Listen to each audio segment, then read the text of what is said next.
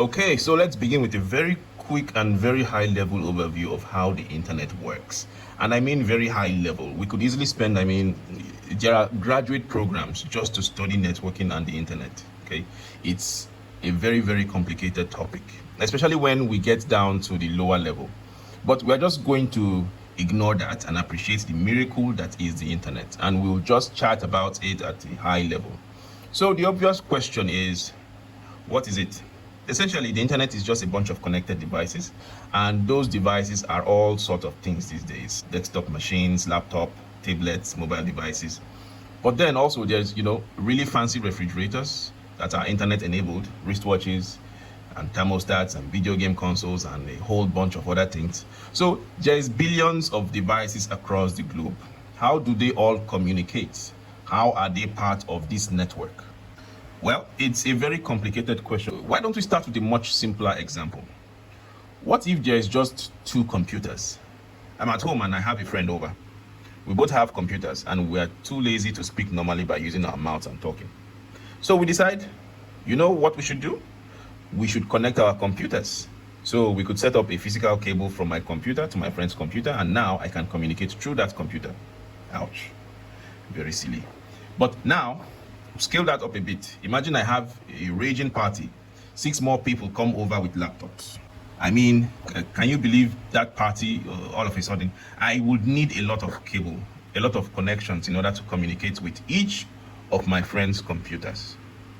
And then you think about, what if we had 100 laptops and each one is connected to the 99 others? Or what about billions? Obviously, this idea does not work. Thankfully, the internet uses something called routing, where there are physical devices. There are other machines who have the job of connecting my information or my data to somebody else. It's kind of like an old school telephone network where you would dial a number. I guess you didn't even dial an operator back then, but you will just pick up the phone and ask the operator to connect you to Mr. A, and then the operator would patch you through. It's the same principle, just multiplied by a lot exponentially. So the way that individual machines are identified is through IP addresses. You've probably heard the term before, Internet Protocol. We are not going to go into that at this point. All you need to know is that my computer doesn't need to know anything about your computer or the billions of other machines out there. Now, this is one very small network here, but the internet in reality is a network of networks. This is still a very tiny network that I'm illustrating here. There aren't great illustrations of this online, but I'll show you a few. This is from about a decade or maybe 15 years ago. Somebody tried to map a small corner of the internet, not geographically, but just trying to map the connections. And again, this is very tiny, a minuscule portion of the internet. But we can see within the small networks that are connected to other networks, see these little starbursts. Each one of those is a network of computers, and they are all connected together to form a network of networks. Here is another example, a very tiny subset of the internet, and it shows that pattern and network of networks. Okay, so I said the nitty-gritty details really don't matter for us. We don't need to care about IP addresses at this point, or TCP, IP.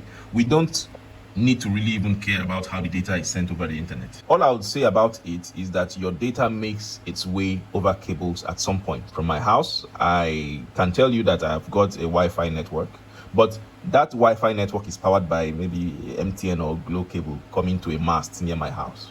It's buried on the ground. It goes along my road. Some of you may have seen them burying these cables before. And then at some point, that cable meets up with some other cables and they are joined together. And then there are a whole bunch of undersea cables that go all over the globe. You can actually see them here. And so they're buried underground or in very protective casings deep under the ocean. And that is really the most important piece of infrastructure in the internet to connect us globally. But anyway, my data makes its way along those cables as pulses of light. It's not quite a flashlight being turned on, but it's electrons going down this cable. It's really quite miraculous how it all works. Long story short, we don't have to care about it at all. We are going to be working with things at a much higher level. So to summarize, the internet is a global network of networks, just tons and tons of different devices that are able to communicate. And the internet is really the infrastructure that makes it all possible. It is the machines, the different computers and devices, the cables, the undersea cables, the fiber optic cable, the municipal networks, the home Wi-Fi networks, everything that's all connected to form this massive web.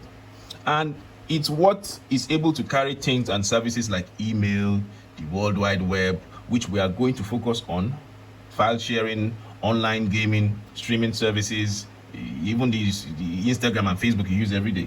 So I kind of think of it as this massive network of highways or freeways around the entire globe, connecting all of our machines, where it's the massive piece of infrastructure. And then there's content that is sent along the internet or via the internet. One of those systems we're going to focus on is the web, which is coming up next. So if there's only one thing to take away from this video, just remember the fact that the internet is a bunch of connected computers, and it's what enables us to share websites and make the web work, which is what we care about.